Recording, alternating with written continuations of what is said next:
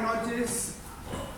Estamos todavía en proceso de completar el quórum, pero en honor al tiempo de los que hemos logrado llegar a las 6:30, un poquito por ahí, queremos dar inicio a nuestra actividad de este mes.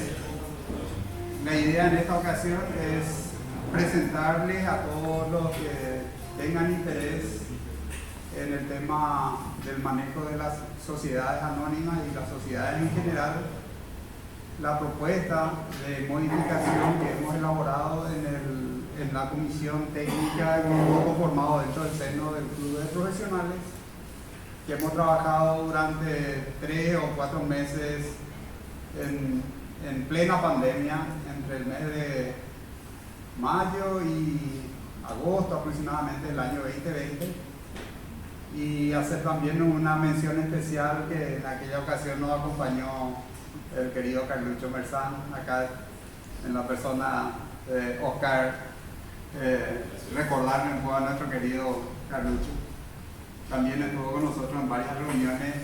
Y a efecto de, antes de entrar en tema, pasarle un poquito a Marcelo Coda a contar un poquito anecdóticamente ese proceso que llevamos, cómo se inició incluso desde antes, atendiendo que esas reuniones de trabajo que lo hacíamos los fines de semana, en pandemia, en nuestras respectivas casas, en realidad surgió como idea a partir de un trabajo previo que fue la redacción del proyecto de decreto de implementación de las asambleas virtuales, que no era posible antes de esa fecha porque nunca se pensó en la realidad de una pandemia. Marcelito, si pudiera darme la mano en eso. Buenas tardes para todos. Gracias, Carlos. Realmente el Club de Profesionales tiene un factor muy importante, que es la comunión de profesionales tanto del sector público como privado, en estrecha colaboración. Como estaba mencionando Carlos, este decreto relativo a la asamblea, en la que creo que trabajó mucho él, Pablo, Fernando también creo, y algunos otros colegas, si hoy ponemos en retrospectiva, solucionó un problema que parecía insalvable. Y luego de esa muy linda experiencia, nos sumamos otras personas a ese equipo y empezamos a reunirnos los sábados. Yo me ocupaba un poco de la parte más gastronómica, premio de empanada, premio de dulce y compañía, era lo que yo hacía, no tanto abogacía. Y realmente era una cosa espectacular, porque ponernos a trabajar un sábado, 3 o 4 horas, y estábamos hablando recién acá con Carlos Fernando, sobre el tema, uno de los temas era el capital social, que después de todas esas discusiones yo quedé más confundido, porque creo que 3 días por ahí, 3 sesiones hablamos del capital social. Y pasamos momentos realmente muy, muy agradables en un ambiente en parte académico, en parte de camaradería. Y como decía, el hecho de poder interactuar entre profesionales de ambos sectores creo que es un elemento sumamente enriquecedor, donde cada uno, desde el lugar en que le toca desenvolverse, presta su colaboración para el fin superior, que es el Paraguay, ¿verdad? Y después quedó un poco esto por alguna circunstancia sin terminado, pero en stand-by, como se dice, hasta que a Carlos se le ocurrió la brillante idea de hacer esta presentación hoy para compartir entre todos. Un poquito de eso es lo que quería mencionar. Gracias, presidente. Gracias, Marcelito. Quiero invitar a Fernando Beconi, quien integró el equipo, y contarnos también la evolución del trabajo hecho mediante un trabajo bibliográfico que está lanzando el doctor. Muchas gracias, presidente. Muy buenas noches para todos, damas, caballeros, profesionales, colegas. Bueno, me estaba explicando a nuestro presidente que después de la primera sesión en la cual fui invitado, donde lo encuentro como presidente, como director de la comisión, al doctor Marcelo Codas, me explicaron las líneas y los reglamentos de esa comisión. Y el reglamento decía que el nuevo pagaba el asado, y yo creí eso. Bueno, finalmente hasta ahora lo sigo debiendo. Y en segundo lugar, el más nuevo tenía que fundamentar por qué venía a traer alguna propuesta de modificación del Código Civil, porque teóricamente el más nuevo tenía que demostrar que tenía los méritos para integrar esa comisión. Por supuesto que tomé en serio la cuestión, que realmente no era nada cierto, y entonces empecé a fundamentar mis propuestas. Una de ellas era el artículo 959 del Código Civil, que pide que haya 2 o más socios. Y todos sabemos acá que es un problema eso de los 2 socios. Así es que buscamos cómo hacer que haya 1 o más socios. Y ahí empecé a escribir algunos materiales que luego, ya que estábamos, fue producto, o dieron como fruto un material que hoy les presento, que ha sido obsequiado a nuestro presidente, a quien le decía el homenaje de este niño, la semilla de este joven concebido, que es el libro Sociedades y Estructuras Empresariales, Derecho Societario Empresarial, distribuido por Intercontinental Editora, para hacer un poco de propaganda. Es producto en gran parte de esa jornada. Así es que agradezco esa invitación aquí a nuestro muy querido presidente, la aceptación a formar parte de esa comisión por parte de nuestro director de comisión, el entonces doctor Marcelo Codas, el director adjunto que era acá el doctor Pablo Lu. Pasamos todos esos filtros y hemos merecido formar parte de esa noble comisión. Así es que me siento muy orgulloso, muy satisfecho de haber podido acompañar y dar algún aporte a nuestro grupo. Y bueno, finalmente, como decía nuestro presidente, creo que no fueron 4 meses, creo que fueron 10 meses, de los cuales 5 fue solamente hablar de capital social. Y terminamos sin poder ponernos de acuerdo. ¿Qué es el capital social? Bueno, seguimos sin ponernos de acuerdo, pero en esta humilde obra que será presentada en el mes de octubre, les basta decir que este ilustre grupo formado por tantas personas tan importantes en nuestra sociedad, de profesionales, será más que invitado de honor, el club de profesionales y todos los componentes que estamos aquí serán muy bienvenidos. En octubre, fecha a confirmar, porque mi prologuista es un poco complicado con su agenda. Entonces, será presentado oficialmente. Hoy le hacemos todavía una presentación extraoficial, formal, solemne, pero extraoficial. Gracias por esa invitación, presidente. Gracias a los compañeros que me han aceptado en ese ilustre grupo, y muchas gracias a todos por la oportunidad de darles estas pequeñas palabras. Muchas gracias. Gracias por el presente, querido Fernando. Seguidamente le cedo la palabra al querido Pablo Lu, quien va a hacernos la presentación, y le ruego mencionar los integrantes del equipo de trabajo. No sé si está ahí. Te voy a pasar en el WhatsApp. No, al final. Bien, seguidamente entonces Pablo nos desarrolla el tema. Gracias, presidente. Buenas noches a todos. Realmente este trabajo lo hicimos entre mucha gente.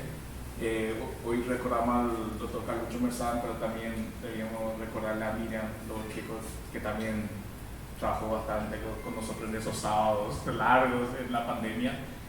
Y esto fue el resultado del trabajo que inicialmente hicimos, el decreto reglamentario de las audiencias telemáticas, para solucionar un grave problema que había, como dijo Marcelo. Y después el doctor Benavente nos dijo, ¿y por qué no hacemos algo más? ¿Por qué no vemos de que esto sea permanente? Porque ya sabíamos, todos sabíamos que la pandemia iba a terminar en algún momento, pero que esta herramienta de las audiencias telemáticas deberían quedarse. Y nosotros hicimos el decreto justamente usando una ley temporal. Buscamos algún artículo del Código Sanitario, imagínense, para poder permitir esta excepcionalidad que el Código Civil no nos permite. Y entonces dijimos, ¿por qué no hacemos algo más que esto sea permanente y veamos qué más hay que modificar? Y en ese momento pensamos que esto iba a ser muy rápido. Entonces dijimos, vamos a mirar solamente lo importante, lo fundamental, no vamos a mirar el resto, porque si no esto es un trabajo de no terminar. Y hicimos eso, en esas reuniones que tuvimos, las charlas que tuvimos. Probablemente este trabajo, que ya tuvo la pausa porque terminó la urgencia, y entonces dijimos, bueno, ya no es matar urgente, démosle tiempo, vamos a madurar esto. Hizo que parase un poco estas modificaciones y probablemente cuando socialicemos más esto y tengamos que ir al Congreso, tengamos que modificar más artículos, ¿verdad? Porque nos vamos a dar cuenta de que probablemente hay más cosas que modificar. Pero la idea de esta modificación donde nosotros trabajamos era traer ideas disruptivas que hoy ya no son más tan disruptivas como la sociedad de un solo socio. Porque siempre nos enseñaron en la facultad que la sociedad era el contrato de 2 o más personas, ¿verdad?, para constituir una sociedad. Hoy esa doctrina de lo que es una sociedad ya superamos, ya está perimida esa doctrina de que tiene que haber 2 o más sociedades, y en la realidad ya existen sociedades de un solo socio. Quitemos la empresa individual de responsabilidad limitada, que hay muy pocas, si hay. Quitemos las personas físicas que usan nombre fantasía, ¿verdad?, y ejercen el comercio. Pero nosotros hoy ya tenemos las empresas de acciones simplificadas, que ya reconoce esa situación de tener empresas de un solo socio, sea persona física o jurídica. Y eso hace poco tiempo era algo así, eso no es posible. Te ponían uno, sí proponía algo así. Pero eso ya es una realidad, y es una realidad en casi todas las legislaciones de Sudamérica. Porque es un proyecto del Banco Mundial y es una ley modelo, y cada país lo fue incorporando a su manera. Y en otros lugares le llaman sociedades de acciones simplificadas, SAS, y nosotros le llamamos empresas de acciones simplificadas. Entonces, la propuesta de modificación es del Código Civil. En otras legislaciones nosotros tenemos legislaciones que tienen ley especial de sociedades, entonces se llaman leyes de sociedades. Nuestro sistema del ordenamiento jurídico paraguayo lo tiene agrupado dentro del Código Civil, entonces en un capítulo especial dentro del Código Civil, y por lo tanto nosotros no tenemos una legislación separada especial para sociedades. Y esta normativa que nosotros tenemos, acerco más, tiene ya casi 37 años, y hace 37 años atrás era otra realidad. Hoy tenemos lo que no teníamos hace 37 años. Y la modificación que a través de la pandemia nos enseñó, de que muchas cosas que nosotros antes pensábamos que no era posible, hoy vemos que es posible. Entonces, cambio en la economía global, necesidad de fomentar la innovación empresarial, protección de los intereses de los accionistas, adaptarse a las nuevas formas empresariales, consagrar el principio de la autonomía, la voluntad de las partes, y principalmente simplificar la burocracia, ¿verdad? Porque nosotros vemos, y con las EAS aprendimos, ¿verdad?, de que podemos constituir sociedades no esperando 30 o 60 días. Durante la pandemia esperamos 60. ¿verdad? Hoy, según Francisco, supuestamente lo hizo en un día, pero normalmente una EAS sale, o sea, uno tiene en una semana. Y eso le da mucha agilidad a los negocios, ¿verdad? Porque las empresas son las que trabajan, las empresas son las que generan la riqueza, y las empresas son las que generan los empleos. Entonces, nosotros necesitamos herramientas cada vez más modernas para poder permitir de que se pueda generar esa riqueza a través de las sociedades. ¿Cuáles son las principales modificaciones que nosotros propusimos? La sociedad un solo socio o accionista, y que permite también la creación de holdings.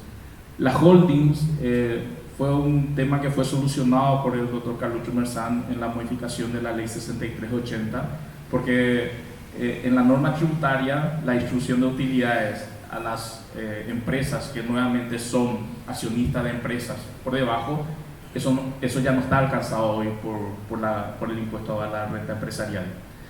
Y eso fue solucionado en la norma tributaria, pero en nuestro ordenamiento civil no hay ninguna normativa con respecto a las holdings. Inclusive la ley prohíbe que empresas sean accionistas de otras empresas. Pero en la práctica nos enseña de que eso ocurre, ¿verdad? Y existen empresas accionistas de otras empresas. Entonces, queremos solucionar eso, queremos la validez en los actos, ¿verdad? Que no se extingan las empresas porque perdió sus accionistas, y que permanezcan las empresas, porque una de las críticas que nosotros tenemos de la nominatividad de la acción es que la ley declara la extinción o la muerte de una empresa si es que no hizo el canje de acciones, y después hicimos otra ley para extender ese plazo, pero eso es así de absurdo como que si yo no renuevo mi cédula de identidad, yo estoy muerto, y no puede ser. Que por un trámite o por la ausencia de realización de un trámite administrativo, el castigo sea tan severo como la muerte de la empresa, la muerte de una persona. Entonces, queremos solucionar eso. Queremos también, lo que vimos, lo que falta acá, es lo que hay en otras legislaciones, que son las sociedades para los profesionales liberales. En otras legislaciones nosotros tenemos normas especiales para sociedades de abogados, arquitectos, médicos, que son las profesiones liberales, pero nosotros tenemos sociedades simples, ¿verdad? Que no satisface de todo las necesidades de los profesionales liberales. Entonces también queremos incorporar eso. Entendemos que las sociedades creadas por suscripción pública es una norma ya derogada tácitamente, y por lo tanto debe ser derogada por la ley de mercado de valores. Antes no existía. En otras legislaciones tenemos sociedades abiertas y cerradas, pero hoy, conforme a la normativa de la ley de mercado de valores, si yo hago una oferta a más de una persona y no soy una casa de bolsa que tiene un límite de 36, eso es oferta pública. Y la oferta de suscripción de acciones en forma pública es oferta pública. Entonces, nosotros entendemos que también hay que armonizar esa normativa con relación a lo que hoy nosotros tenemos en la ley de mercado de valores. Acciones escriturales, que hoy con la nominatividad de las acciones ya no tiene mucho sentido tener las acciones físicas. Entonces queremos que haya el modelo de las acciones escriturales, que hay varios tipos de sistemas, ¿verdad? Uno de los tipos de sistemas de acciones escriturales es que la propia sociedad conserve el registro de los accionistas y lleve el registro de los accionistas de la sociedad, y ese sea el registro válido. Otro sistema es que esto esté custodiado en alguna entidad de custodio, y que esa entidad de custodio haga la certificación básicamente de quién es el propietario de tal o cual acción. Y la tercera, que creo que va a ser también muy factible, es con la ley de confianza se implementó lo que se llama los documentos transmisibles electrónicamente, los DTE, y que va a permitir, ¿verdad?, que pueda haber circulación de las acciones que si es escritural, ¿verdad?, no lo podrían hacer, ¿verdad? Entonces, con los DTE, que ya tiene reglamentación del Ministerio de Industria y Comercio recientemente, y que hoy hay un trabajo para implementar el funcionamiento de los documentos transmisibles electrónicamente a través de un instrumento bastante limitado, pero es como un sandbox, que son los warrants y los certificados de depósito. Mañana pasemos a acciones transmisibles electrónicamente, pagarés firmados electrónicamente, cheques, letra de cambio, facturas electrónicas, etcétera, etcétera. Entonces, hay una tendencia a hacer que todo esto sea electrónico, ¿verdad? Podemos hablar del medio ambiente, pero lo más importante que lo electrónico es lo que le da es la seguridad, la transparencia. Entonces, y hay un ahorro importante, ¿verdad? Entonces, esos son factores muy relevantes cuando nosotros hablamos de llevar todo esto a un tema electrónico. Tema no menos importante, la realización de asambleas y reuniones de directorio en forma telemática. Y un tema que discutimos también, yo creo que fueron 2 o 3 reuniones, ¿verdad?, de la idoneidad del síndico, ¿verdad? Porque hoy el síndico es buscarle a alguien, vamos a ponerle como síndico. Esa es la realidad, ¿verdad? No hay idoneidad, o sea, no hay un requisito de idoneidad. Pero la función del síndico es muy importante, ¿verdad?, para la sociedad, no son más anónimas, pero por las sociedades por acciones. Pero hoy ¿verdad? La realidad es de que nosotros le llamamos a algo que esté disponible, decimos venir, ser síndico y cumplir el requerimiento formal.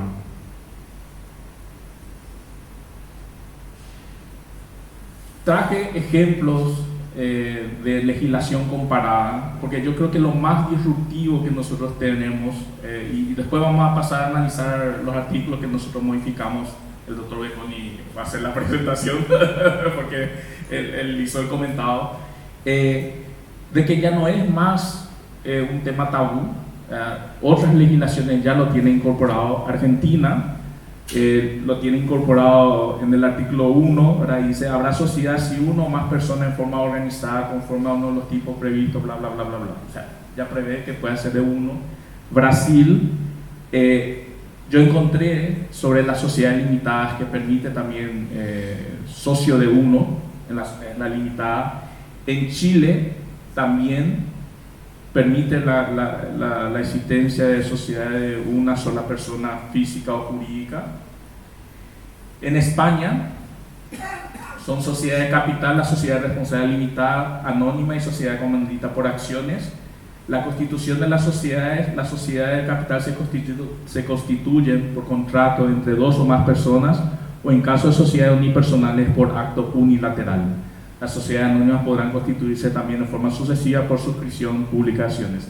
Y ahí en España encontré algo muy interesante, que es el tema del domicilio, ¿verdad? Porque para la legislación española, no importa dónde constituyas tu sociedad, siempre y cuando tenga domicilio en España, se considera una sociedad española. Y me pareció muy interesante eso. En nuestra legislación, uno de los requisitos para la constitución de la sociedad es decir el domicilio, pero nosotros actualmente, por lo menos los órganos de revisión, lo están tomando así muy literalmente, ¿verdad? Entonces dice, cuando dice domicilio, tiene que ser domicilio exacto. Ahí nosotros siempre hicimos, cuando constituimos sociedades, nosotros poníamos la localidad, ¿verdad? Asunción, Ciudad del Este, Encarnación, etc. Y era válido, ¿verdad? Pero hoy algunas personas que hacen los dictámenes dicen, no, tiene que poner el domicilio exacto. Y ahí vos le decís, espera, pero si está el domicilio exacto en el estatuto, que yo no sé todavía dónde va a ser el domicilio, porque tengo que buscar la oficina, tengo que alquilar. Cuando quiera modificar, tengo que modificar nuevamente el estatuto. Es una locura. Entonces, eso también deberíamos de alguna forma en este trabajo decir, cuando digo domicilio, quiero decir localidad o en qué ámbito jurisdiccional está la empresa. No el domicilio exacto del lugar donde vas a tener tu oficina principal. En Perú, hace 2-3 años, sí, en el Congreso, eso pude averiguar, hay un proyecto de ley. Hoy no permiten la sociedad de una sola persona, pero en la modificación sí ya prevé esa situación de que pueda tener. Uruguay no hay legislación, solamente la SAS, ¿verdad? Para sociedad de una sola persona, pero no en la demás. Desafíos. Esto es un resumen, después vamos. Notificaciones por correo electrónico a accionistas. Nosotros queremos, en el proyecto de modificación, nosotros decimos no solamente la publicación en los diarios, hicimos la reducción del plazo para la notificación, pero también previmos de que se pueda notificar por otros medios, por medios electrónicos u otra modalidad, pero no solamente por publicación en diario de gran circulación, porque en la práctica eso no siempre se cumple, ¿verdad? Porque la mayoría dice, ¿dónde es más barato? Dice, no, es correo comercial, entonces vamos a correo comercial y no tiene circulación, pero se cumple, está cumplida la norma porque hiciste la publicación. Libro de comercio, diario inventario, estos son libros rubricados, nosotros revisamos también la ley del comerciante. Hoy, que es electrónico todo, no tiene mucho sentido que vos tengas físicamente el libro de diario inventario. Sí hay resoluciones que te permiten para llevar el libro de diario inventario en forma electrónica, pero es todo un trámite hacer eso. Los libros societarios, la ley de comerciante, y esa fue una discusión también que tuvimos, no pide la rúbrica. Pero nosotros rubricamos, no de onda, sino de práctica, porque dice, como yo sé que este libro corresponde a la continuación de la foliatura y no sé que vos estás cambiando un libro por otro. Hay desconfianza, ¿verdad? Entonces, por eso nosotros hacemos la rúbrica y hay 5 libros, ¿verdad? El más desconocido de todo es el de registro de obligaciones. Entonces, cuando vas a hacer una debida diligencia, dice, tráeme tu libro de registro de obligaciones y te dice, ¿qué es eso? ¿Verdad? Pero está en la normativa. Entonces, es una normativa que hay que actualizar. El tema de la rúbrica también hay que actualizar. Con Miriam habíamos discutido si debería ser registro, si no podrían hacer la rúbrica de escribano o buscar alguna otra modalidad que dé seguridad a las partes. Directores no residentes, ese es un tema que yo creo que hay que resolver con migraciones, porque hoy vos no podés nominar a un director que sea no residente. Te dice, ¿querés ser director? Tenés que hacer tu residencia. Sí, pero yo no voy a vivir en Paraguay. Yo no voy a percibir ninguna remuneración en Paraguay. No, pero si no sos residente no podés ser. Y es un absurdo, ¿verdad? Porque si recibe remuneración en Paraguay, nosotros ya tenemos las reglas de las retenciones que se tiene que hacer, ¿verdad? Por IDU, ¿verdad? Porque es no residente, ¿verdad? Por las remuneraciones que recibe. La parte tributaria ya está resuelta, ¿verdad? Pero si yo tengo una empresa que va a hacer una multimillonaria inversión en Paraguay y digo, ¿sabes que tenés que encontrar a alguien en Paraguay para que sea tu director, porque si no podés hacer? Y es un obstáculo y no tiene ningún sentido, o sea, no hay nada que proteger ahí.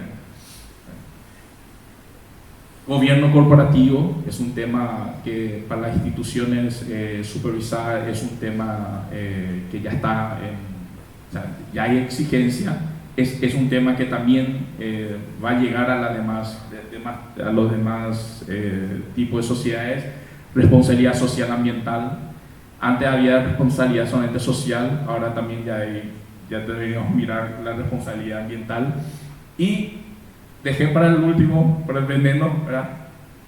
Dirección General de los Registros Públicos, SUACE o ambos, ¿verdad? ¿Y por qué eso? Porque nosotros tenemos hoy un registro de sociedades, todas las sociedades menos la EAS tienen que pasar por registro público. Todas las empresas simplificadas pasan por SUACE y que tiene un registro del ministerio, ¿verdad? Entonces tenemos que pasar todas las sociedades a SUACE, tenemos que pasar todo a registro público, o deberíamos mantener ambas situaciones. En otras legislaciones hay lo que le llaman la Junta Comercial o entidades similares a esa que se dedica solamente a hacer el registro de las sociedades. Y en la práctica nosotros tenemos la Dirección de Sociedades en el Ministerio de Hacienda, que tiene su función, ¿verdad? Tenemos la Abogacía del Tesoro, tenemos registro público, tenemos SUACE.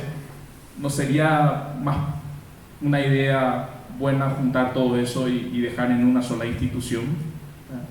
Y también entender qué es lo que tiene que hacer Abogacía del Tesoro cuando nosotros hacemos las asambleas anuales y tenemos que enviar las actas para que lo revisen, y nos rechazan porque en la firma de quien firma no se pone el cargo de la persona que está firmando. Entonces hay algunas cosas que para mí no tiene sentido, es burocracia, demora todos los procesos y es un dolor de cabeza todos los años para los exportadores que tienen que tener su asamblea avisada para poder hacer la renovación del registro de exportador o de importador, y que no lo puede hacer porque hay una demora, porque hay una cola enorme de documentos a revisar. Entonces el Estado está gastando muchísimo dinero para funcionarios que están haciendo un trabajo que realmente no sé cuál es la efectividad o la importancia de ese trabajo, de hacer esa revisión, si todo el sistema es declarativo. Si hay algún problema, yo te hago un sumario, te hago una verificación y te digo, espera, acá no presentaste, no hiciste tal o cual cosa. Entonces tenemos un sistema declarativo, no tiene sentido de que tengamos una demora solamente por eso. Ahora vamos a analizar rápidamente cada uno de los artículos y doctor Beconi, queda tu cargo, ya queda tu trabajo. Una sorpresa. Bueno, muchas gracias por la confianza de encomendar a quien habla. Yo fui invitado para ser solamente público, pero voy a asumir el rol encomendado. Bien, como había comentado al inicio de esta presentación, el artículo 959, en el cual nosotros basamos la necesidad de tener 2 o más accionistas, realmente tiene un problema de raíz, porque el Código Civil nuestro, en función al anteproyecto de De Gasperi, transcribe el Código Civil italiano, que verdaderamente lo que tiene es la posibilidad de que la sociedad de 2 o más socios pueda devenir unipersonal, y le da 6 meses para que luego se vuelva a volver de 2 o más socios. Por tanto, nuestro Código Civil finalmente promulgado se modificó en la esencia de la situación original. Por tanto, la ley 19.550 de la República Argentina, la ley 1660 creo de la República Oriental del Uruguay, entre otras, no tenía la sanción de nulidificar una sociedad que devenga de un solo socio. El Código Civil paraguayo sí, finalmente, ¿qué nos hace? Nos prohíbe constituir, y en el artículo 1003, probablemente que vamos a ver después, dice una de las causales de su disolución es cuando se pierde la multiplicidad de socios por ciertas circunstancias. Entonces, son 2 los artículos que venían a modificar la posibilidad de que nosotros podamos constituir sociedades anónimas de un solo socio, el 959 y el 1003 en uno de sus incisos.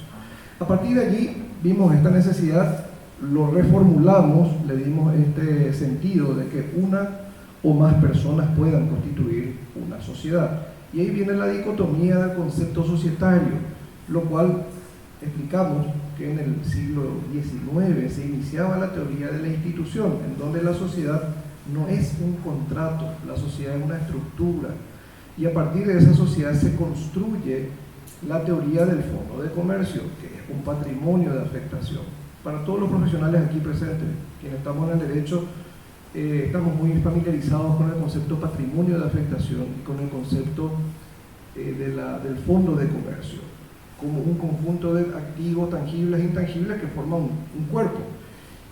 Pero es tan, digamos, sutil que si vemos el artículo 112 o 113 de la ley 1034, no se define el fondo de comercio. Se explica que el fondo de comercio está constituido por bienes, activos, tangibles e intangibles. Por tanto, el nacimiento de esa teoría de la institución ya viene trayendo aparejada una cantidad enorme de caudal normativo paraguayo, porque la ley 1034 es transcripción del Código Civil italiano, así como el Código Civil paraguayo, que da permisividad para que podamos introducir, como bien explicaba Pablo, esta disrupción que es la unipersonalidad. Por tanto, el tratamiento que hemos dado es el reconocimiento a la institución. La sociedad, entre comillas, es una institución formada por una o más personas. Y a partir de la teoría de la institución, que la podemos googlear, muchos han construido sobre la teoría de la institución la legislación que por lo menos en Occidente hemos ido desarrollando en el fin del siglo XX, inicio del siglo XXI, con mucha solidez. Por tanto, la creación de una sociedad a partir de una persona que también tuvo un problema en el Congreso, el proyecto de ley de las sociedades anónimas simplificadas, que se llaman sociedades anónimas simplificadas a partir de la ley francesa de 1994, que América Latina recibe en el 2008 por una iniciativa de un colombiano que introduce en Colombia la primera sociedad anónima simplificada, prácticamente una transcripción de la ley de Francia del 94, y luego la exporta a todos los hoy día consumidores de ese modelo SAS, que solamente en la República del Paraguay se llama empresas por acciones simplificadas, porque siempre hay una suerte de resistencia a la denominación sociedad de una estructura que tiene un solo partícipe en su nacimiento. Estamos pagando caro, un alto precio tal vez por eso, porque en el desiderato de la armonización societaria, en el mundo se persigue una sola denominación. Estamos divididos, probablemente en los países que usamos el término sociedad anónima, con una gran cantidad de países que usan el término sociedad por acciones. Y por ello, en el grupo de trabajo hemos propuesto que también volvamos a la denominación de sociedad por acciones, que finalmente fue la voluntad del anteproyectista de Gasperi, porque le llamaba sociedad por acciones, ya en su anteproyecto. Entonces, ciertas cuestiones son reminiscencias tal vez de cuestiones ya tratadas con mucha sabiduría por el anteproyectista de la ley hoy día vigente, pero modificadas finalmente en 1985 con el Código Civil hoy día vigente. Bueno, a partir de allí, mucho podemos decir del 959, pero no me quisiera quedar solo con el 959. Tal vez podríamos compartir algo más sobre este artículo, y dependiendo la instrucción que me dé mi jefe Pablo, yo puedo seguir compartiéndole otros artículos. Si quieren podemos hablar del capital social. No. Ya que no tocaríamos el capital social por salubridad intelectual, vamos a ir al 1003, justamente donde observábamos que en la raíz del Código Civil del 85 aún vigente, dice uno de sus incisos, dice uno de los incisos, si fuere de dos personas por la muerte de una de ellas. Pero ¿qué significa eso? Que si lo que ocurre es la desafectación, no por la muerte, por la interpretación literal de la norma, la sociedad anónima deviene unipersonal. Cae de maduro que si es de dos socios en el 959, al producirse solamente el fenómeno de la muerte, puede venir la disolución o la extinción prevista en el 1003. Por tanto, finalmente, todos los que estamos aquí presentes sabemos probablemente que hemos homologado un tratado de paz, amistad y reconocimiento de la unipersonalidad societaria de facto con las autoridades de la abogacía del Tesoro, cuando se daba el fenómeno de la compra de aquella participación del 1% del socio necesario por parte de la propia sociedad. O sea, ni lo que dijo de Gasperi, ni lo que dijo finalmente el Código Civil se tuvo presente, sino una extraordinaria y sabia, ¿por qué no? Un sabio consejo o aceptación de parte de nuestro muy querido compañero y consocio Roger Benítez Powell, que cerraba los ojos cuando la sociedad compraba su propia acción con utilidades líquidas. Ese era el serio problema. ¿Cómo compramos si no hay utilidades líquidas? Entonces llamamos a todos nuestros grandes expertos, ya cerramos el balance. ¿Cómo compro? Bueno, y rectifica tu balance, dale un poco de utilidad y comprar con esa utilidad. Y ahí venían todos los consejos que venían siendo producto de esa situación.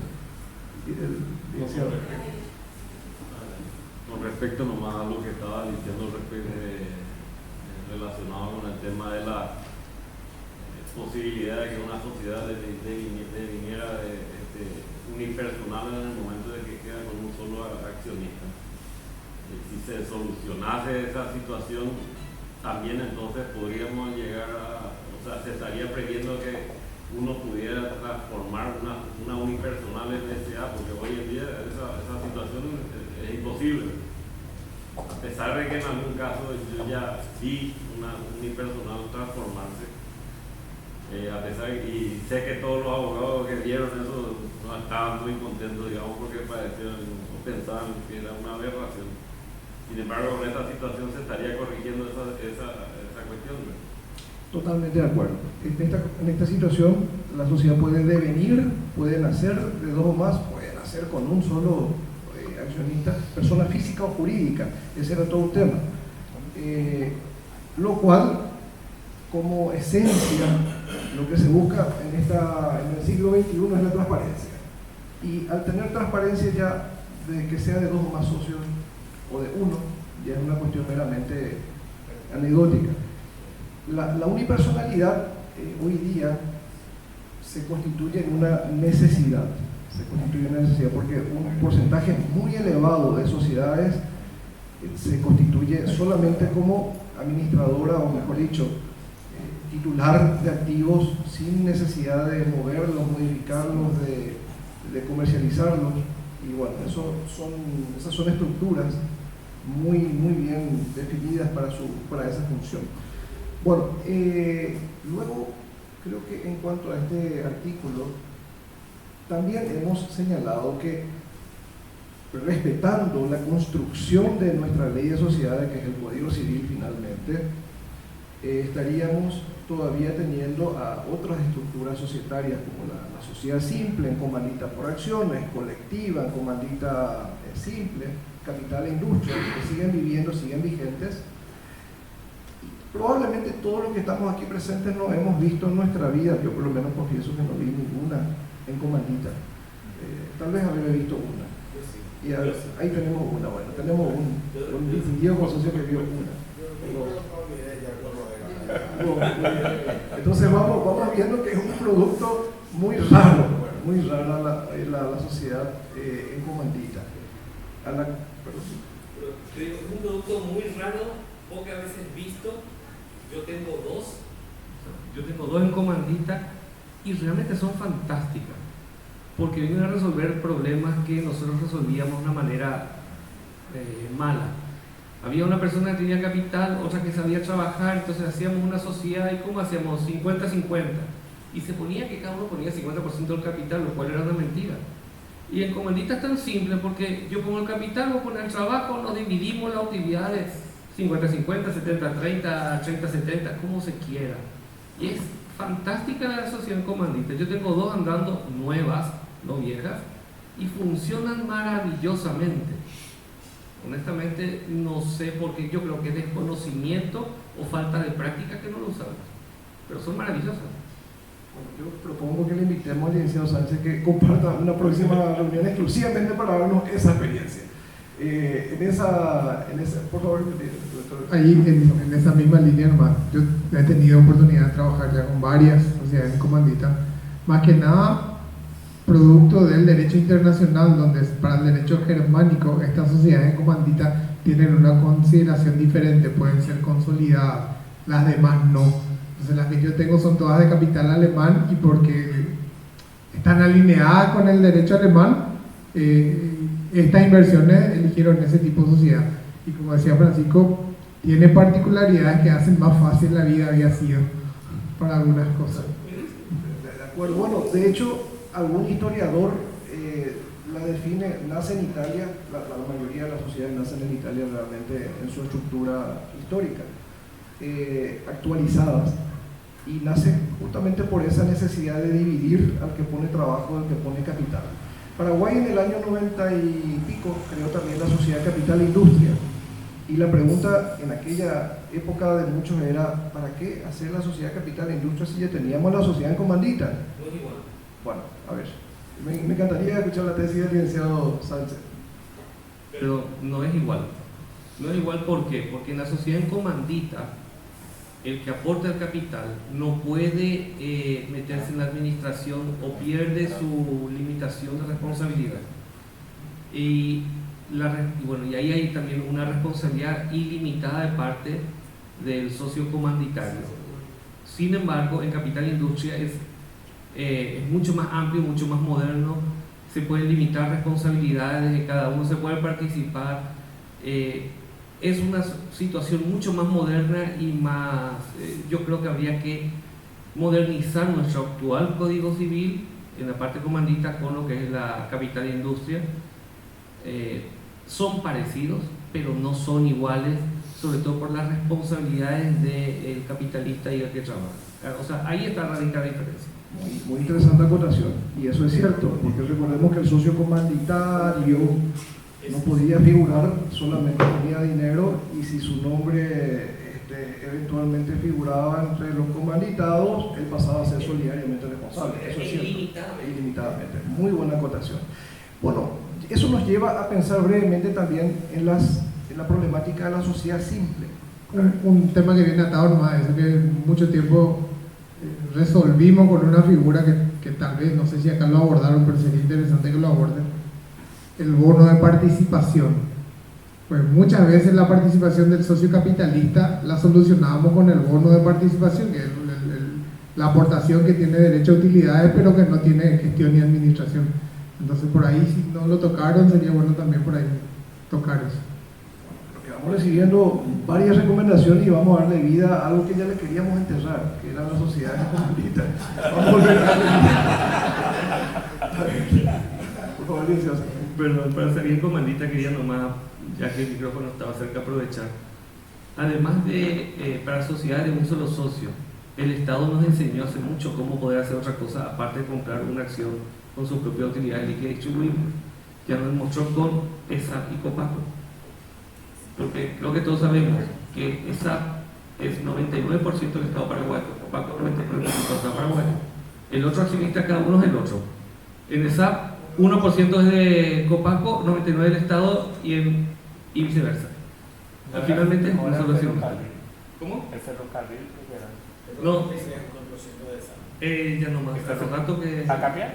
Porque era el ferrocarril. Pero hace como 10 años cambió de eso, 10, 15 años. Cuando se creó, sí. Cuando se creó, sí, y después se cambiaron entre ellos. Efectivamente, realmente es una pena no tenerlo al muy querido y recordado doctor Carlos Mersán, que fue quien acompañó toda esa época de privatizaciones, en donde Capasa fue una sociedad unipersonal desde su nacimiento. Capasa tiene 100% de acciones del Estado paraguayo. Realmente Capasa fue una violación, entre comillas, al 959. Pero salió por ley. Una violación por ley, una violación resuelta por ley. Finalmente, entonces las otras no. En las otras ya se dieron cuenta que había que tener un socio de favor. Y así como señalaba el licenciado Sánchez, se fueron dando esos cruzamientos. Mucho dolor de cabeza nos dio el 959, mucho dolor de cabeza, y eso de alguna manera hizo que podamos darle un tratamiento de posibilidad de nacimiento, salvo, reitero, a la sociedad que por su naturaleza necesitan dos más socios, humanitarios, humanitados, capital e industria y otras, que son las dos principalmente. Bueno, luego los demás puntos, las obligaciones, la denominación social, no sé si cuál de los puntos de el tema de la sociedad anónima es una normatividad y ahora nosotros proponemos que se llame sociedad por acciones. Por acciones, tal cual, bueno, como veníamos diciendo, estamos modernizando realmente un código civil italiano de 1942, que el doctor De Gasperi con una genialidad lo fue tropicalizando, que ya le llamaba sociedad por acciones. Y que por otro lado, tal vez, tanto quisiera hablar del capital, pero no.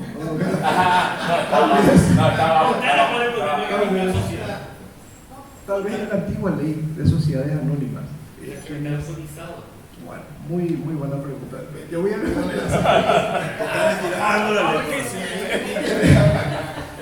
En el año 1994 se produce una modificación del Código Civil. Se modifican unos pocos artículos de la ley 388, creo que era. Una bendita ley de ese año establecía la modificación del proyecto de Gasperi. El proyecto de Gasperi transcribía 3 capitales: el social, el suscrito y el integrado. Luego nace en el año 1994 el capital social emitido. Alguien introduce la palabra capital social emitido. Se deja de hablar del capital autorizado, ya porque el presidente de la República dejaba de ser el que firmaba el decreto para la autorización de un capital, entre comillas, o el funcionamiento de una sociedad anónima. Entonces nace el capital social emitido. Y esa larga historia la venimos trayendo hasta el día de hoy. ¿Y qué dicen los distinguidos colegas del sector económico, administradores, contadores, economistas? Dicen, bueno, yo voy a poner un capital social emitido de $1 millón, capital social de $1 millón, y voy a poner capital social, voy a poner un emitido de $10.000, y luego voy a integrar $1.000, lo que significa que cuando alguien ve mi estructura societaria, va a mirar que yo tengo $1 millón y eso le encanta a quien va a contratar conmigo, porque la verdad que mi sociedad tiene un patrimonio extraordinariamente grande. Pero yo solamente voy a ser responsable por 10.000. Y ojo, voy a integrar 1.000. Y entonces ahí nacía toda la discusión. ¿Qué es el capital social emitido? ¿Cómo se emite el capital? Y algunos un poco más ortodoxos en el idioma español y un poco en derecho societario decíamos, tal vez yo solo decía, probablemente, que el capital no se emite, lo que se emite son las acciones. Ya hablamos mal luego ahí en español. La acción se emite, pero el capital no se emite. Igualmente, le perdonamos el término capital social emitido y decimos que él lo que busca es, entre comillas, una impunidad, porque busca que alguien observe los 1 millón, pero no se percate que solamente estamos garantizando 10.000. Y además, por la gran, entre comillas, libertad que da nuestra estructura societaria, producto del Código Civil, solamente vamos a integrar 1.000, porque no hay un capital mínimo, ni hay un tiempo. Dos cosas que la ley no hay un tiempo. Sí. Solamente... Artículo 642 del Código Civil, 5 años. No, momentito. El 642 no es del Código Civil, probablemente estamos hablando... No, prescripción 5 años. Bueno, momentito, sí. De acuerdo, me encanta la tesis. Esa tesis la voy a incorporar y ya la voy a trabajar. La prescripción podría ser una herramienta, pero vamos al mundo real.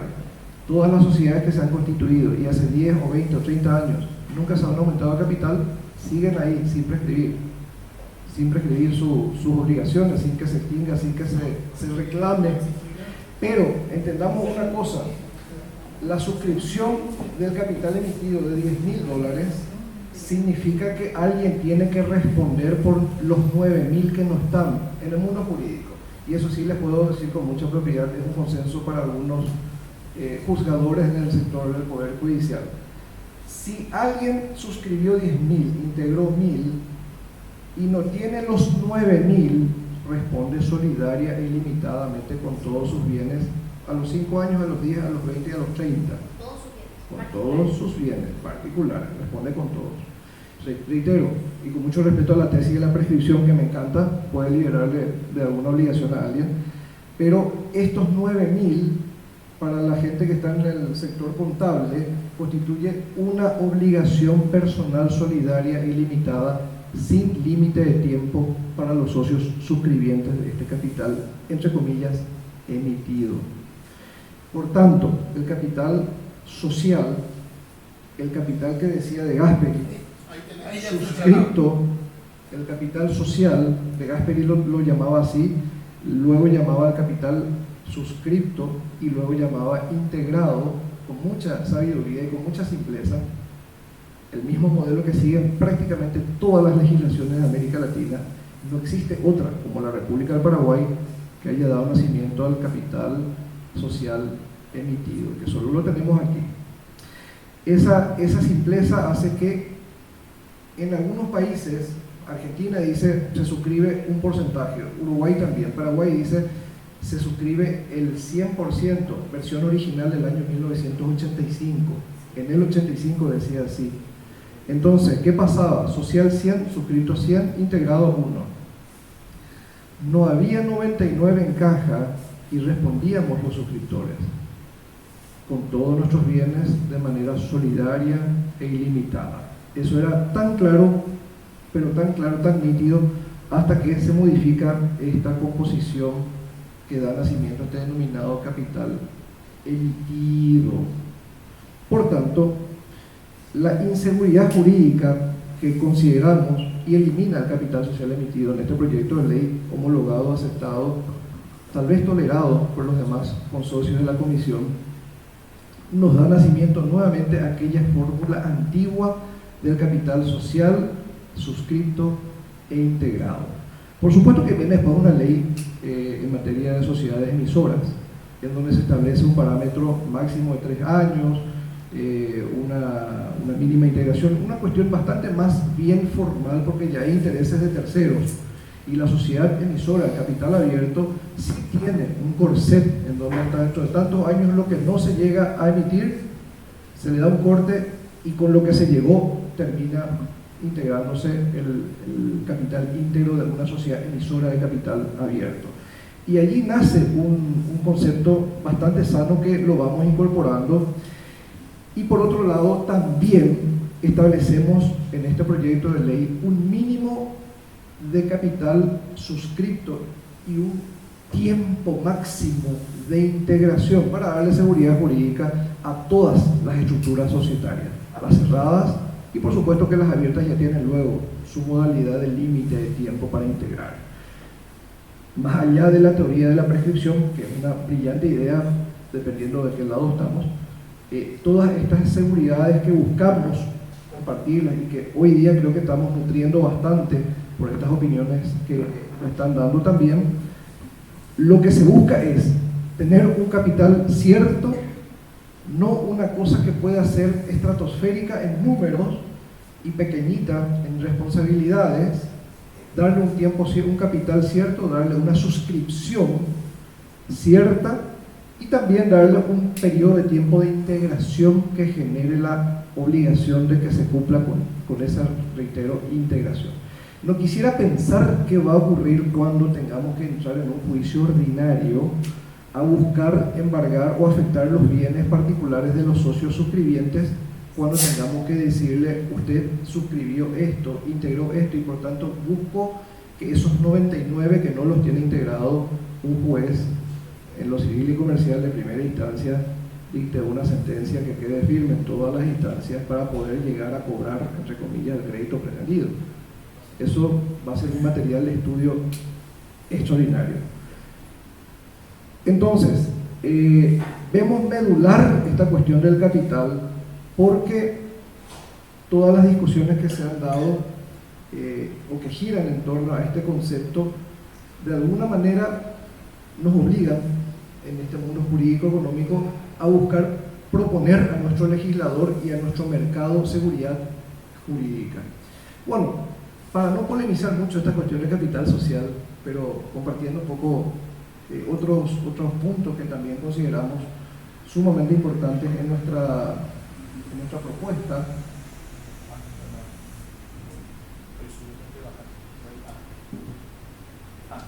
La sociedad, bueno, si bien es cierto, la sociedad de suscripción pública hasta ahora nos dio una normativa de uso universal muy importante, que es el artículo 1060, al cual lo dejamos vivir, creo que alguien lo quería borrar, pero si vamos al 1060, le hemos utilizado, la propuesta no era derogarlo. Me parece que vos no estabas en ese momento. ¿Qué pasó? Yo entonces, bueno, ese día pasaste y se borró. Le explico a todos y estoy seguro que me van a entender. A ver, este es un error de imprenta. La propuesta es darle vida y darle mayor fuerza. ¿Por qué? Porque el 1060 probablemente van a coincidir con quien les habla, que establece que el socio A incorpora efectivo 100% y el socio B incorpora bienes no líquidos, bienes materiales o eventualmente inmateriales, derechos intelectuales, ¿verdad? Pero bienes no líquidos por un valor que entre comillas lo tasa en 100. Pero ¿qué dice el artículo 1060? Que no merece ser borrado, al contrario. El artículo 1060 nos dice, mutatis mutandi, que existe un tiempo por el cual se puede revisar los valores, y si lo podemos mirar en estos tres cuerpos, dice: los aportes que no sean en dinero deben integrarse totalmente en el acto constitutivo, consignándose el valor que se le atribuye a los bienes aportados y los antecedentes que justifiquen esa estimación. Hasta ahí creo que es parvulario. El bien aportado es un inmueble, y ese inmueble decimos que vale 100 y el antecedente que lo justifica es una tasación. Pero dice el segundo cuerpo: los administradores y los síndicos, dentro del término de 6 meses computados desde la constitución de la sociedad, deben verificar la valoración contenida en la relación indicada en el parágrafo anterior, y si existen motivos fundados deben proceder a la revisión de la estimación, punto seguido. Mientras las valoraciones no hayan sido verificadas, las acciones correspondientes a las aportaciones en especie son inalienables y deben quedar depositadas en la sociedad. La seguridad que daba este artículo, aún en el marco de las sociedades de suscripción pública, entiéndase las antiguas emisoras que captaban dinero de forma abierta, captaban capital, le permitía o le daba la seguridad de que esta estimación se podría revisar. Y luego dice, si resulta que el valor de los bienes aportados era inferior en más de un quinto a aquel por el que tuvo lugar la aportación, la sociedad puede reducir proporcionalmente el capital social y anular las acciones que resulten en descubierto. Sin embargo, el socio que los aportó puede entregar la diferencia en dinero. Todas estas situaciones coyunturales de este bien que se dijo que valía 100, pero que fue revisado y había sido que no vale 100, vale 50. Los abogados pues le llamamos vicios reeditorios, evicción a ciertos aspectos que pueden perjudicar la titularidad de un bien, que no necesariamente emergen en el primer momento, pueden emerger con posterioridad a la incorporación de un bien, algún vicio que lo afecte. Y por tanto, lo que se estimó que valía 100 pasa a valer 50. Y a partir de allí, la injusticia de este socio que puso 100 en líquido versus el que puso 100 a sabiendas probablemente de que ese bien no vale más que 50, podría generar cuestiones que hoy día son resueltas expresamente gracias a la revisión de la norma del artículo 1060. Creo que la mayoría de las personas que estamos aquí, que pasamos por alguna experiencia de constituir sociedades, siempre hemos pasado por la incorporación de activos no líquidos.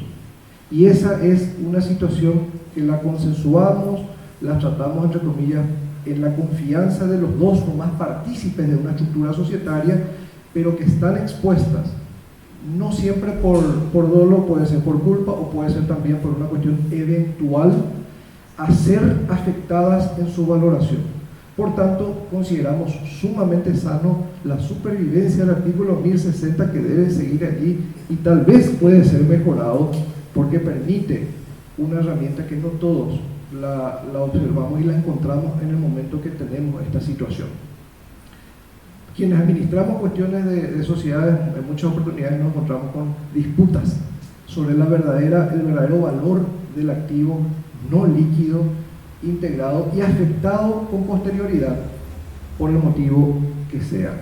Bueno, reitero, esto hemos discutido bastante porque se encontraba en el capitulado de la sociedad de suscripción pública, lo cual en muchas discusiones de orden técnico hemos dicho, bueno, ¿qué ocurre para las sociedades que no son de suscripción pública?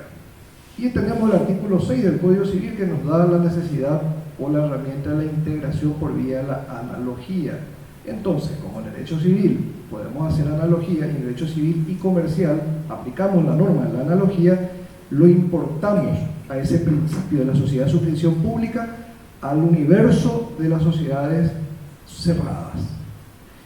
Por tanto, aplicable a todas las demás estructuras.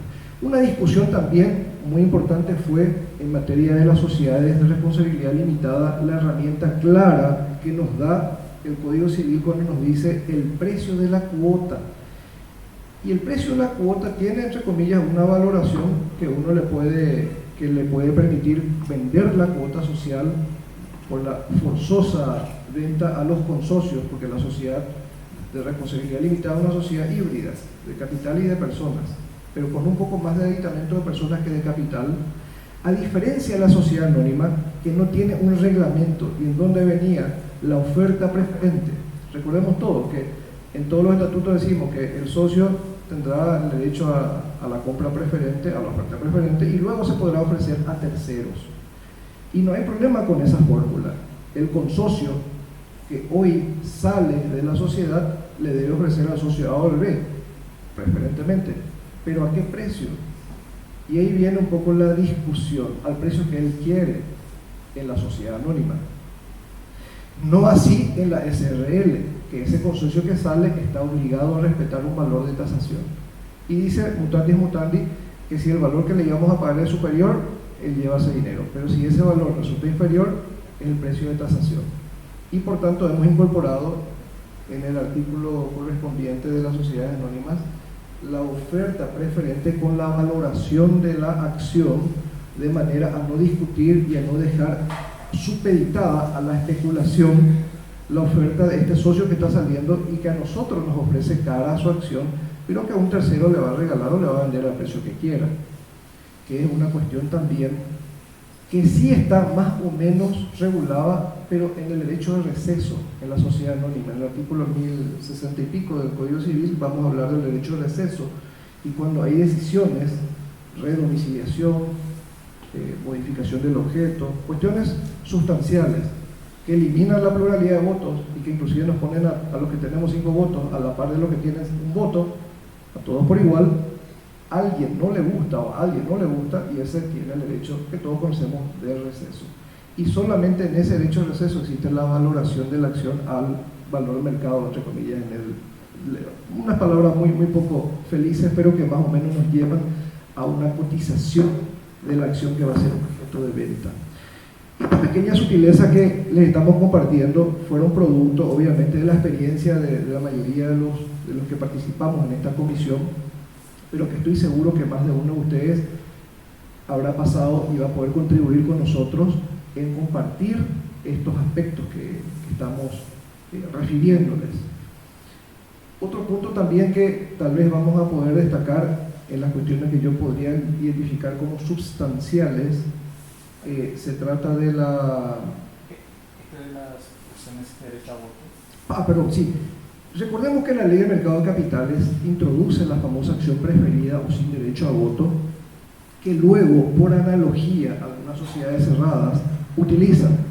Entonces decíamos todos, bueno, estamos utilizando, reitero, por analogía, una cuestión que está prevista para la sociedad emisora de capital abierto. Aunque en derecho privado sabemos que podemos hacer libremente lo que queremos, sin embargo, hemos discutido hasta dónde estamos hablando de derecho privado o una cuestión verdaderamente de orden público. Porque el modelo normativo para la sociedad cerrada es un corset, el modelo normativo para la sociedad abierta es otro corset, y estamos trayendo, entre comillas, forzando modelo o una acción sin voto, sin derecho a voto, en el seno de una sociedad cuyo corset no la contempla. A partir de allí vemos muy saludable la incorporación expresa de la sociedad de la acción sin derecho a voto, para aquel accionista que, entre comillas, busca algún tipo de preferencia en sus dividendos, pero no necesariamente la participación política en la estructura. Y ahí es lo que había dicho Daniel, que era un tema de que las acciones sin derecho a voto era una forma de fidelizar a los altos directivos, porque ¿cómo lo hacían? Una de las formas de hacer son acciones fantasma, como le llaman phantom shares. Otra forma de hacerlo es entregarle acciones, pero vos le querés entregar acciones, pero no querés darle los derechos políticos, porque él realmente no le querés como accionista, sino que querés como un ejecutivo. Entonces por eso también habíamos hablado de las acciones sin derecho a voto. Efectivamente.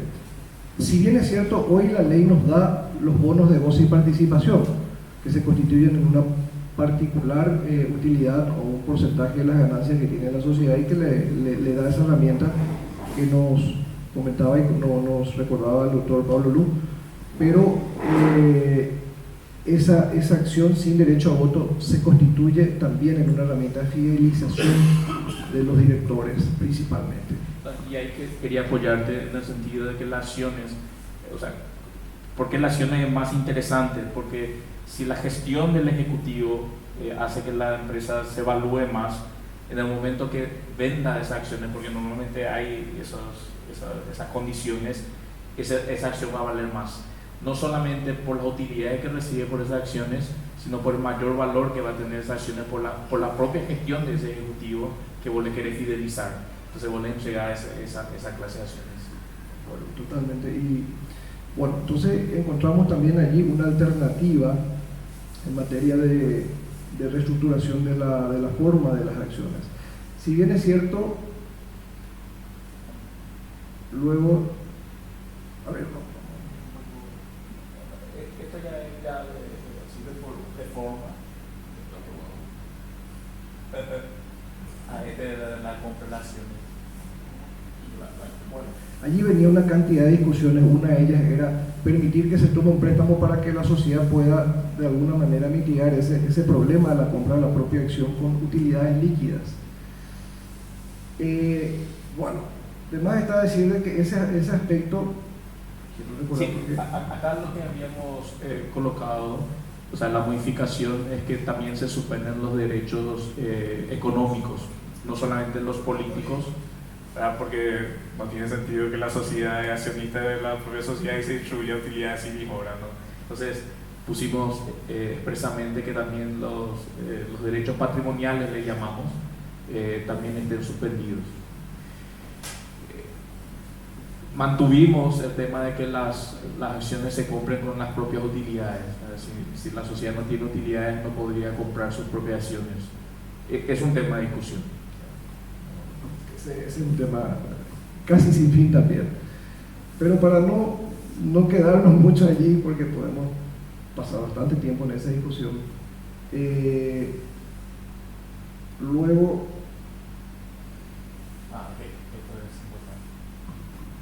Las asambleas. Bueno, acá, en torno a la asamblea giran varias cosas. Una de ellas, la muy antigua obligación de que los dos accionistas que están aquí presentes deban llamar por medio de una publicación en un periódico para dentro de 15 días, porque dice la ley dentro de 10, o sea, 10 días después de la última publicación. Y la última, perdón, no dice después de la última, a partir de 10 días de su publicación.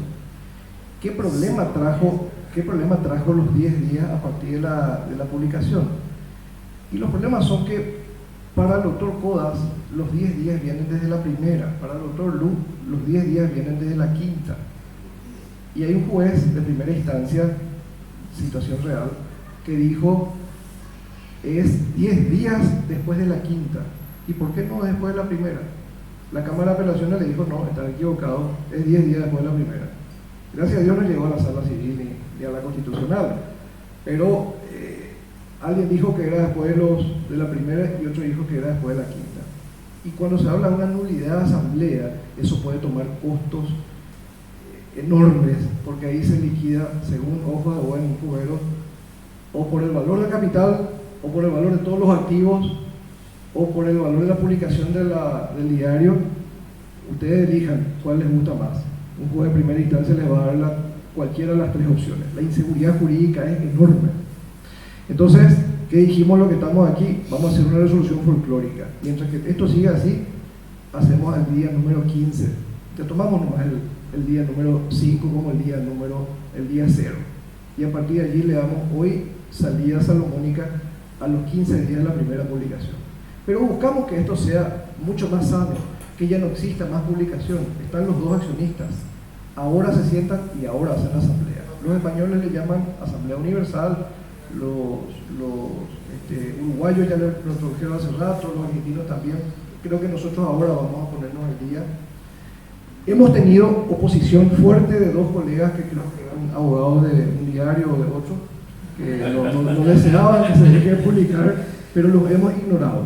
Y entonces, en el proyecto, no más publicaciones. En realidad, o sea, lo que nosotros tenemos es, incorporamos el tema de hacer las audiencias telemáticas ya dentro de la modificación del Código Civil y no por el decreto extraordinario. Hay un punto ahí que nos levantó un colega recientemente, de la posibilidad de hacer esa asamblea fuera del domicilio social, porque el código hoy exige que se haga en el domicilio social, pero ¿qué pasa si tengo una empresa enorme y yo quiero hacer en el centro de convenciones del Borbón? Técnicamente yo no podría hacer porque no es el domicilio social de la compañía. Entonces probablemente esa parte también debamos modificar. Y el tema de la publicación, dejamos la Gaceta, dejamos el periódico de gran difusión, pero también dejamos que la autoridad administrativa pueda establecer un sistema de publicación por internet. O sea, la Abogacía del Tesoro o la Dirección de Sociedades, la que tenga que hacer, habilita una página de sitio web para que se pueda hacer esa publicación a través de ese sistema. Y también pusimos también la posibilidad de hacer las asambleas autoconvocadas. En otras legislaciones se prevé la posibilidad de que la empresa tenga un sitio web y eso esté incorporado dentro del estatuto social y se puede hacer las publicaciones a través de la publicación en el sitio web de la empresa. Entonces, esas son innovaciones que vamos a mirar para incorporar, pero la idea es de que haya autonomía de la voluntad de las partes, que no sea ese corset, como dijiste, sino que las partes establezcan las condiciones y pongan en el estatuto cuáles son las reglas de juego para nosotros que somos accionistas de esta empresa, y eso sea válido, porque ellos dijeron que esto es válido para nosotros. Efectivamente, y recuerda un poco también la situación de inseguridad jurídica que produce la cuestión del domicilio. Y por supuesto, como ya decía hace rato Pablo, la cuestión de que el domicilio hoy, algún ortodoxo va a decir que sea la calle con el número de casa, y entonces a propósito hay que hacerlo en uno de esos lugares lejanos de calle sin número, esquina calle A, hay que hacerlo a propósito, para que entienda que la República del Paraguay no tiene todas las calles con nombre y con número de casa. Porque realmente el sentido del domicilio es para el domicilio a los efectos de la sociedad constituida bajo las leyes de la República del Paraguay. Entre comillas, en Asunción, en Ciudad del Este da igual. Porque hoy si vamos a un mundo un poco más real, aquellas que dicen en Asunción abren su patente comercial en Lambaré y nadie les dice nada. Entonces hay un mundo un poco desordenado, ortodoxo en la ley, pero un poco más desordenado en la realidad, que sale de ese patrón porque el domicilio es la definición del lugar de su constitución bajo la ley del Paraguay o de la Argentina o de Brasil, no ubicada en la calle y en la casa tal. Ese es el problema que tenemos. Y por último, por lo que les comparto, tenemos una cuestión que creo que no abordamos aquí, pero no es menor, que es el artículo 76 y 78 de la ley 1034, que habla de los libros de tenencia obligatoria. Como bien comentaba Pablo, tenemos una cantidad de libros que todavía le damos el gusto a la autoridad de rubricarlos sin necesidad de rúbrica. Pero no tanto me detendré ahí, sino a una problemática que muchos profesionales encuentran a la hora de embargar acciones. ¿Por qué le llevan su oficio a la Abogacía del Tesoro, a la Dirección de Personas y Estructuras Jurídicas?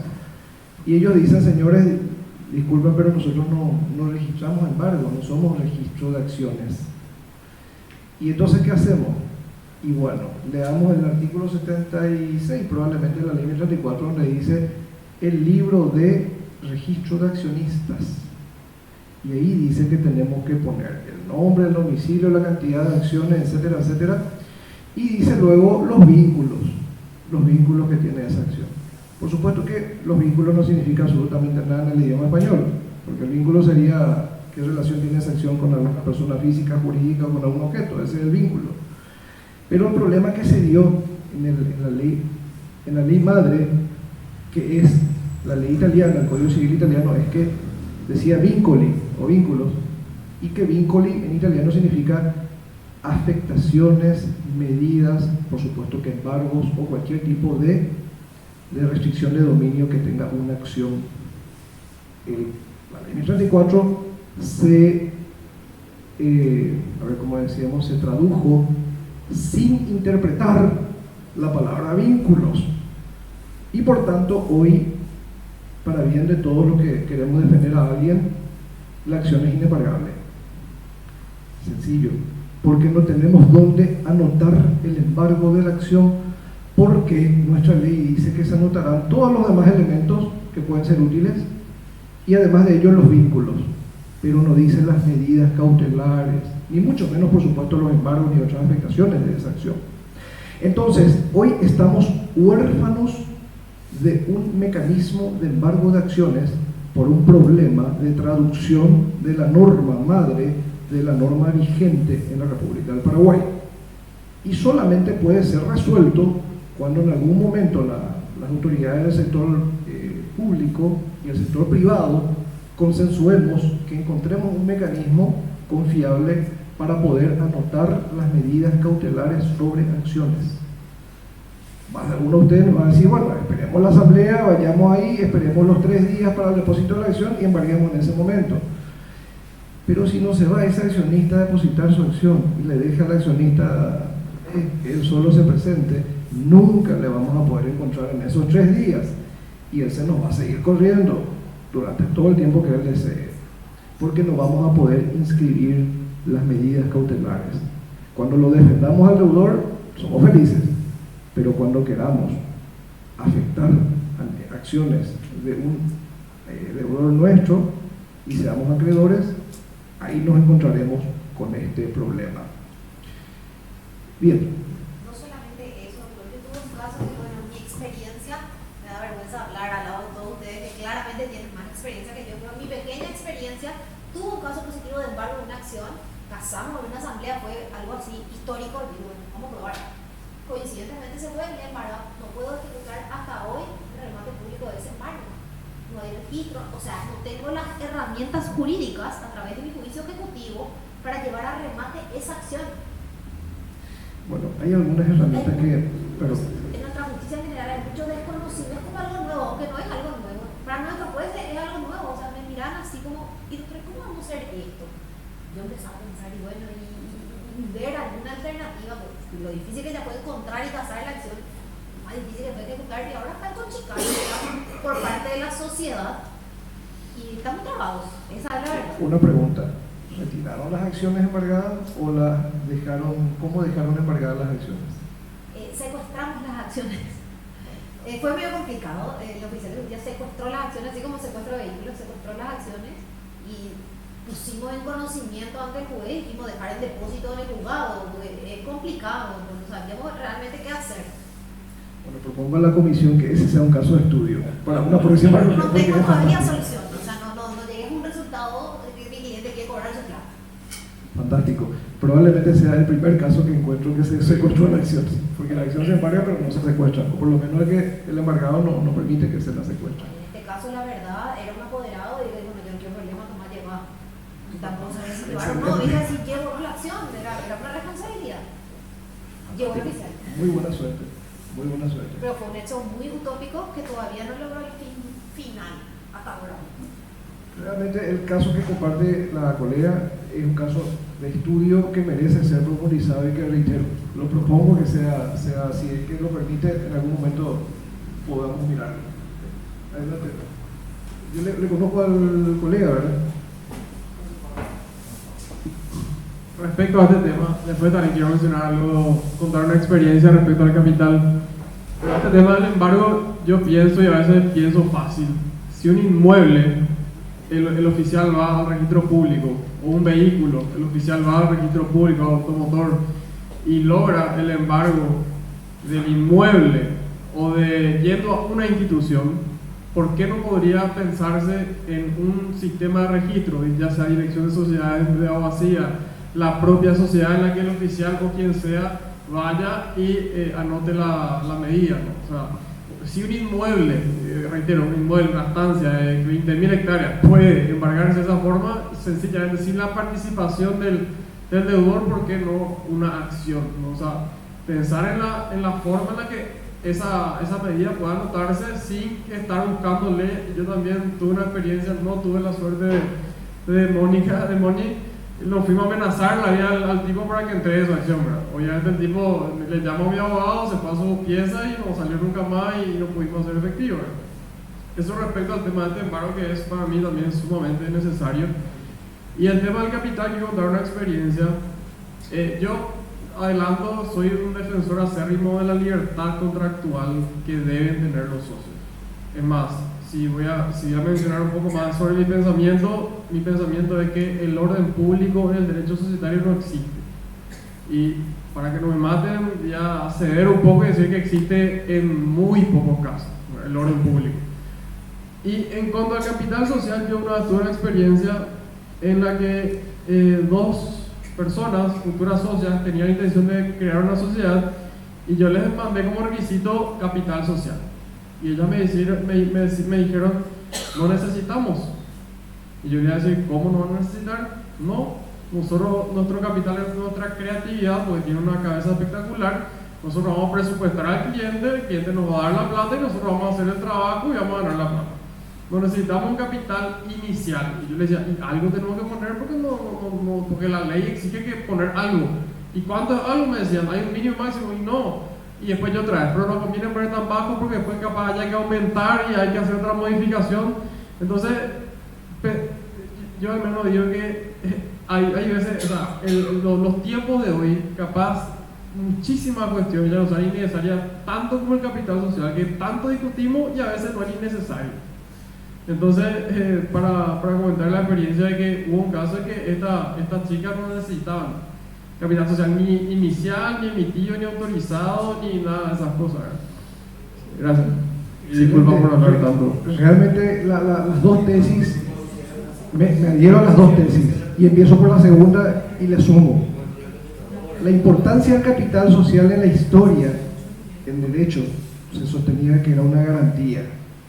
Y probablemente esa tesis del capital social como garantía pasó de moda hace mucho tiempo, y me adhiero plenamente a la segunda tesis, porque hoy lo que obedece al patrón de responsabilidad, el artículo 176 del Código Penal, lo pueden mirar después, dice mutatis mutandis, el que constituyera o ampliara una empresa con un capital insuficiente y luego generara obligaciones a las cuales no pueda responder, tendrá las siguientes sanciones penales. Entonces el Código Penal de alguna manera ya no le interesa más el capital social, porque cuando habla de capital, profanamente hablando, el artículo, o sea, la ley 1160 del Código Penal fue hecha por penalistas, con mucho respeto lo digo, fue hecha por penalistas, no por mercantilistas, mucho menos por societaristas. Entonces hablaban de empresa, hablaban de capital en vez de hablar de patrimonio o de fondo de comercio. Entonces legislaron el corset del sobreendeudamiento y lo penalizaron. Y lo penalizan, entre comillas, cuando no exista un capital social, porque esta sociedad que nació con $10.000 de capital mal llamado emitido y $1.000 de capital integrado, tiene $1 millón de capital social, sin embargo tiene un patrimonio de $2 millones, porque por algún motivo fue tomando mayor caudal de activos. Por tanto, aquello que penaliza el Código Penal, valga la redundancia, es la insuficiencia patrimonial, no la insuficiencia del capital, que ya no le interesa más al derecho moderno en materia de responsabilidad patrimonial. En el derecho moderno, si la sociedad tiene un capital de $1, pero tiene un patrimonio de $1 millón y sus obligaciones son de 900.000, todo está bien. Pero si sus obligaciones son de 1.200.000 y no llega a cubrir su patrimonio, nacen en derecho societario cuestiones tales como la infrapatrimonialización societaria y otras situaciones que pueden girar en torno a lo que bien el colega nos comentaba y nos compartía. Todas estas situaciones de anomalías societarias, como la infrapatrimonialización, como la carencia de capital operativo, entre comillas, previsto en el artículo 176 del Código Penal, u otras situaciones, obedecen a ese pensamiento que nos acaba de compartir el colega. Y sobre el primer pensamiento que nos compartía también, que era sobre la necesidad de un registro de acciones, también me adhiero a la tesis. En un mundo ideal, me encantaría que podamos pedir un informe de condiciones de dominio para saber si la acción no tiene una prenda o algún embargo, y dentro de 30 días tener congelada esa situación y poder celebrar con mucha seguridad la compra-venta de una acción.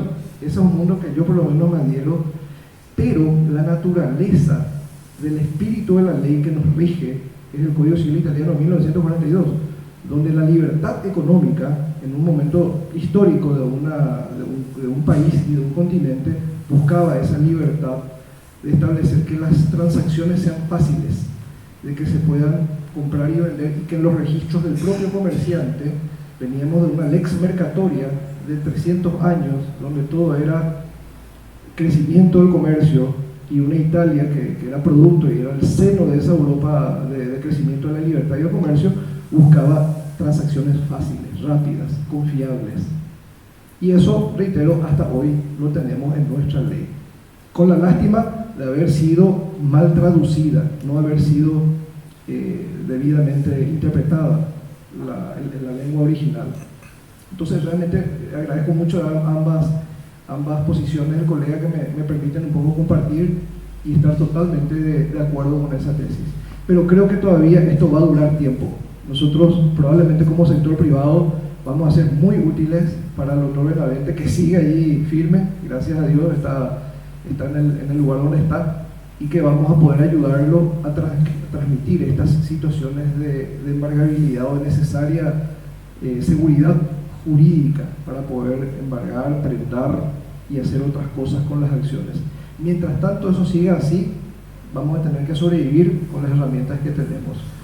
Y finalmente, antes de concluir, les comparto que en materia de seguridad jurídica muchas veces no tenemos hoy el vehículo transmisor de una empresa por medio de la venta de la acción, porque aunque todos los que están aquí son representantes de distintos sectores económicos, jurídicos muy importantes, me van a asegurar que una debida diligencia con 1, 2 o 3 auditores, el mejor auditor del Paraguay, el licenciado Zapata, nos va a garantizar que tenemos un pasivo, y un juez de primera instancia, o una cámara, o una corte, nos va a decir que el pasivo que nos dio nuestro mejor auditor del país no era el pasivo que nosotros como compradores de la sociedad teníamos, porque había sido que ese pasivo que los auditores más calificados le tenían en un valor, tiene otro valor muy superior, y la transacción ya se cerró, ya se pagó el precio y ya se fue el vendedor, y el comprador quedó con un pasivo no oculto, un pasivo cuantificado de manera errónea. Por tanto, hoy la venta de una acción no es el mejor vehículo. La venta del fondo de comercio es el único vehículo que nos permite comprar, entre comillas, limpia una empresa, porque el pasivo oculto, entre comillas, reitero, se extingue. La compra-venta de una acción de una sociedad anónima hoy tiene todavía muchas deficiencias y muchos problemas y muchas amenazas. Además está decir que hay una sentencia de la Corte Suprema de Justicia, de la Sala Civil, que un pasivo identificado por auditores terminó siendo multiplicado por una cantidad elevadísima, y el comprador, reitero, se quedó con el clavo y el vendedor ya se fue con los fondos. Hasta que eso se siga discutiendo pasarán muchos años. Bueno, hay mucho más que decir en esto, en sociedades, en venta de acciones, en venta de empresas, y agradezco a todos por la colaboración en poder tener este diálogo, la altura y el extraordinario nivel de profesionalismo que cada uno de ustedes representa. Muchas gracias a todos.